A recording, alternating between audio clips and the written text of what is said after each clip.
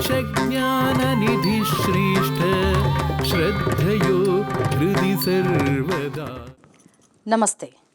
I am Dr. Dwaritha Viswanatha, Co-Principal Investigator, Noopura Bhramari IKS Center, Bengaluru. I take immense pleasure in welcoming you all to yet another episode of Śāstra Ranga. Today, we will be dealing with Kāvyānushāsana written by Hemacandra.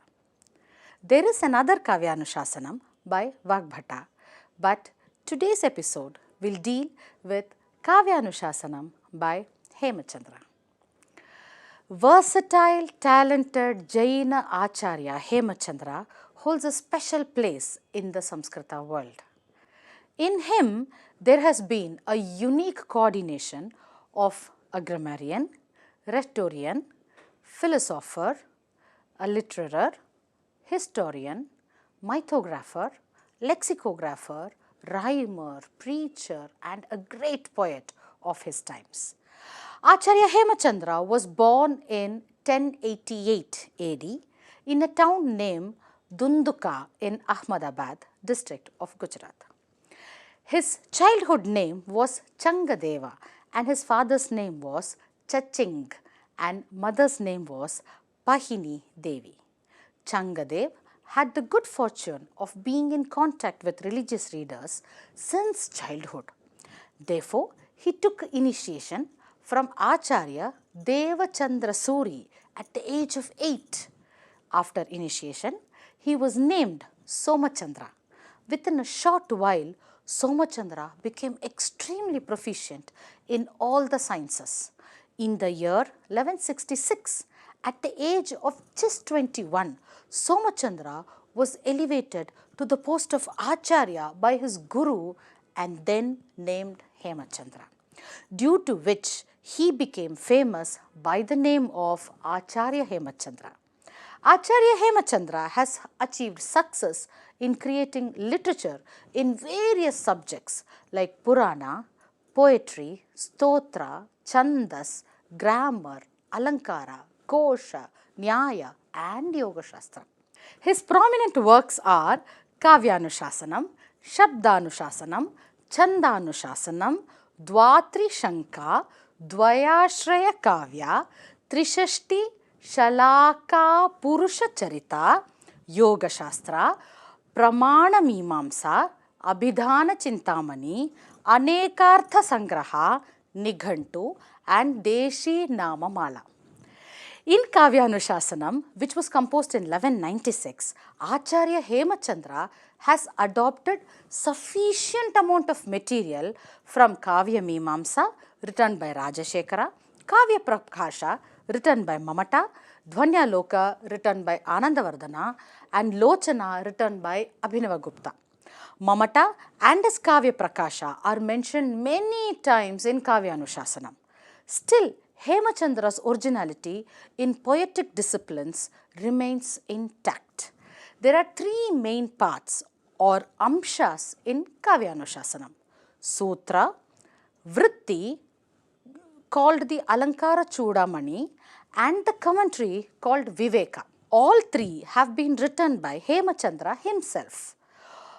All three of these come under the field of poetic discipline. Kāvyānushāsana contains 8 chapters. 5 chapters deal with subjects related to poetics, which have been presented in a very beautiful manner.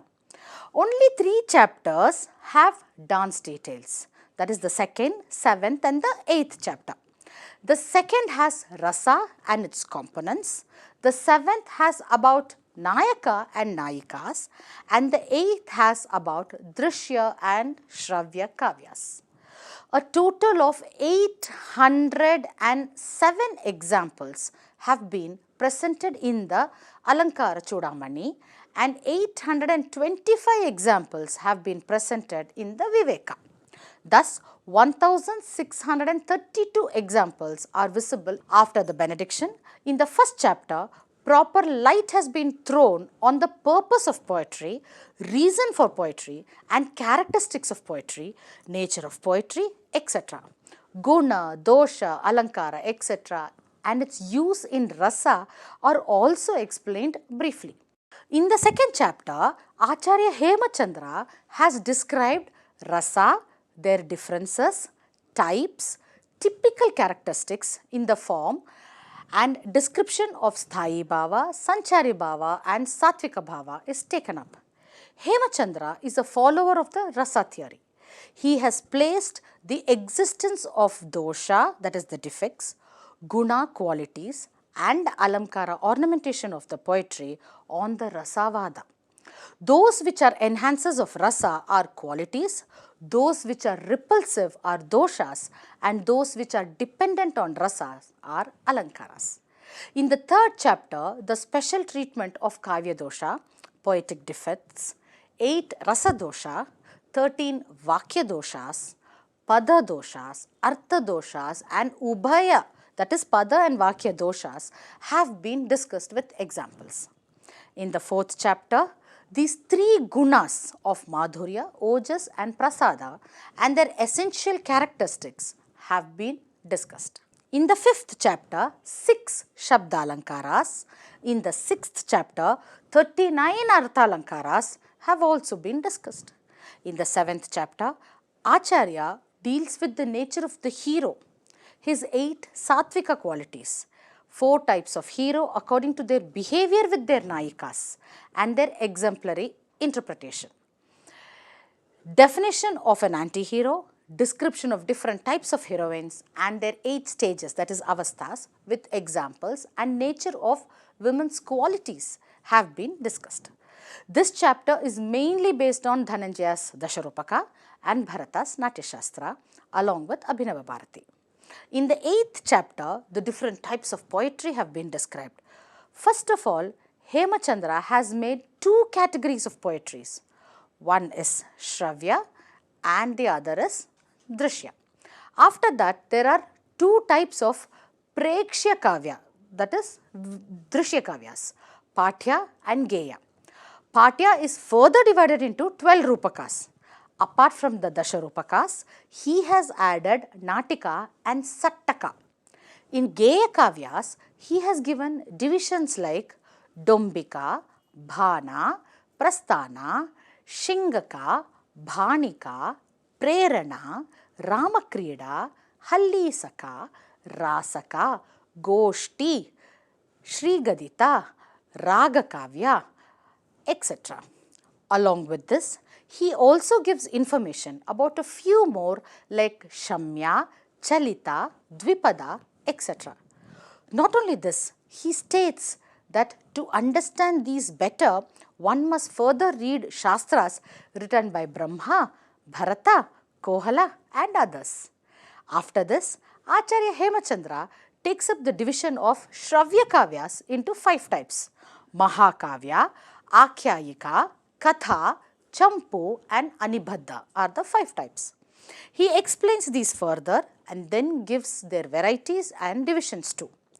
The contribution of Hemacandra to the field of Alankara Shastra is mention worthy. I hope you like this content, and for more such content, please like, share and follow our channel. Look out for our short-term certificate courses to enhance your knowledge in performing arts through Noopura Bhramari. And for more reading material related to performing arts, check out our website noopurabhramari.com. We will be back soon with yet another treatise the next week. Till then, take care. Namaste. येष ज्ञाननिधिः श्रेष्ठ श्रद्धयो हृदि सर्वदा येष ज्ञाननिधिः श्रेष्ठ श्रद्धयो हृदि सर्वदा